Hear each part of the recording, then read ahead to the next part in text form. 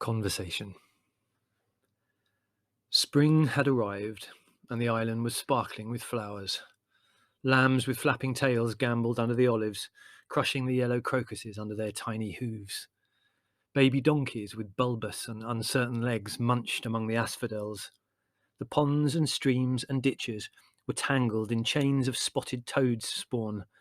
The tortoises were heaving aside their winter bedclothes of leaves and earth, and the first butterflies, winter faded and frayed, were flitting wanly among the flowers.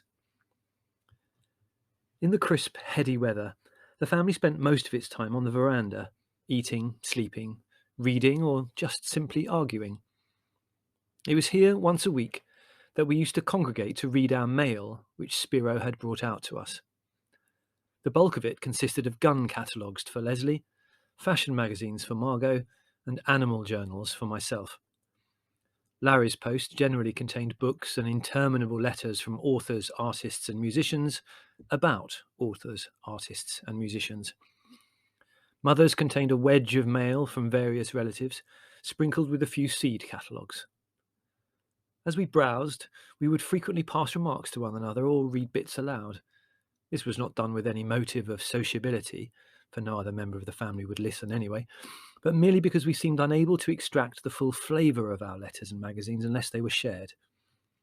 Occasionally, however, an item of news would be sufficiently startling to rivet the family's attention on it, and this happened one day in spring, when the sky was like blue glass, and we sat in the dappled shade of the vine, devouring our mail.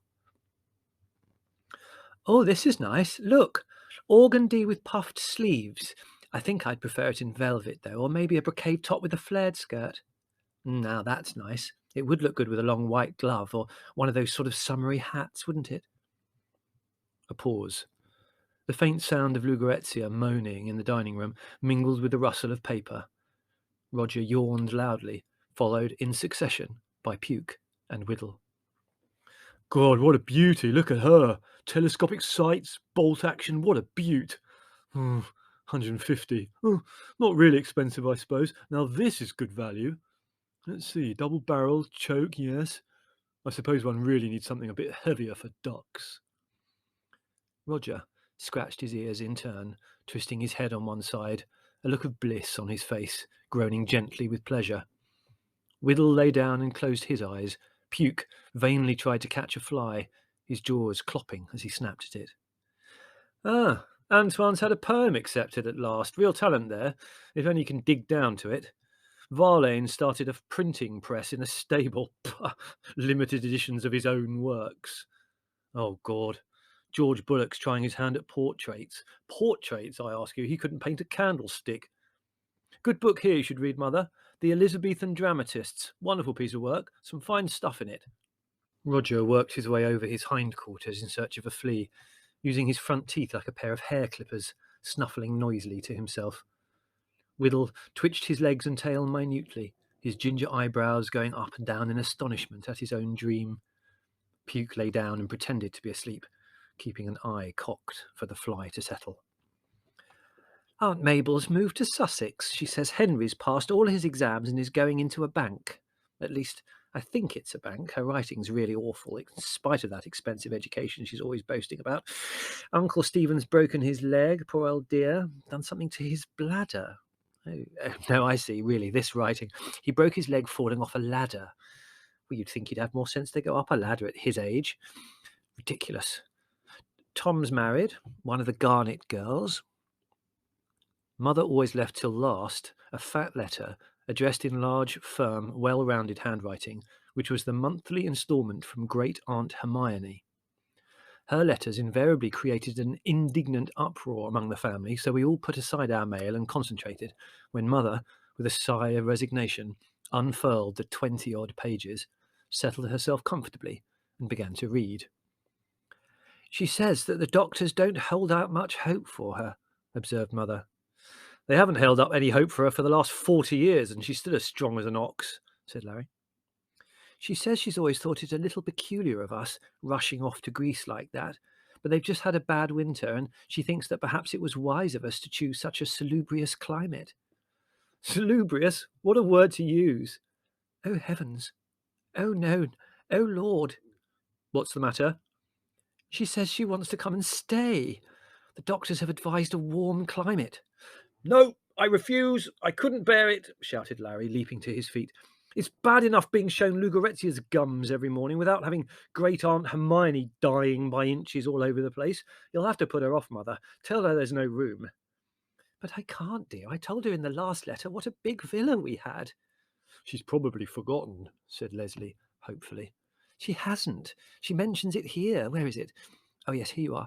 As you now seem to able to afford such extensive establishment, I am sure, Louis dear, that you would not begrudge me a small corner to an old woman who has not much longer to live. There you are. What on earth can we do? Write and tell her we've got an epidemic of smallpox raising out here and send her a photograph of Margot's acne, suggested Larry. Don't be silly, dear. Besides, I told her how healthy it is here. Oh, really, Mother, you are impossible, exclaimed Larry angrily. I was looking forward to a nice, quiet summer's work with just a few select friends, and now we're going to be invaded by that evil old camel smelling of mothballs and singing hymns in the lavatory. Really, dear, you do exaggerate. And I don't know why you have to bring lavatories into it. I've never heard her sing hymns anywhere. She does nothing else but sing hymns, lead kindly light, while everyone queues on the landing. Well, anyway, I think we've got to think of a good excuse. I can't write and tell her we don't want her because she sings hymns. Why not? Don't be unreasonable, dear. After all, she is a relation. What on earth's that got to do with it? Why should we have to fawn all over the old hag because she's a relation, when the really sensible thing to do would be to burn her at the stake? Well, she's not as bad as that, protested Mother half-heartedly. My dear Mother, of all the foul relatives with which we are cluttered, she is definitely the worst.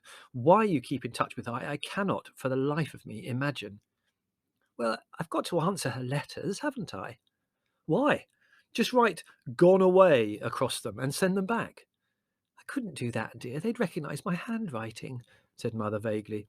Besides, I've opened this now. Can't one of us write and say you're ill? Suggested Margot. Yes, we'll say the doctors have given up hope, said Leslie. I'll write the letter, said Larry with relish. I'll get one of those lovely black-edged envelopes. That will add an air of verisimilitude to the whole thing. You'll do nothing of the sort, said Mother firmly. If you did that, she'd come straight out to nurse me. You know what she is. Well, why keep in touch with them? That's what I want to know, asked Larry despairingly. What satisfaction does it give you? They're all either fossilized or mental. Indeed, they're not mental, said Mother indignantly. Nonsense, Mother. Look at Aunt Bertha keeping flocks of imaginary cats. And there's great Uncle Patrick, who wanders about nude and tells complete strangers how he killed whales with a penknife. They're all bats. Well, they're queer, but they're all very old, and so they're bound to be. But they're not mental, explained Mother, adding candidly.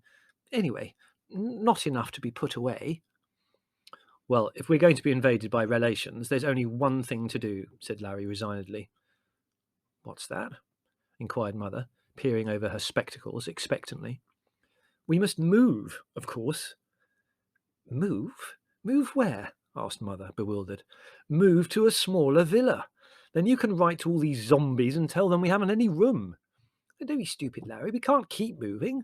We moved here in order to cope with your friends. Well, now we'll have to move to cope with the relations. But we can't keep rushing to and fro about the island. People will think we've gone mad. They'll think we're even madder if that old harpy turns up.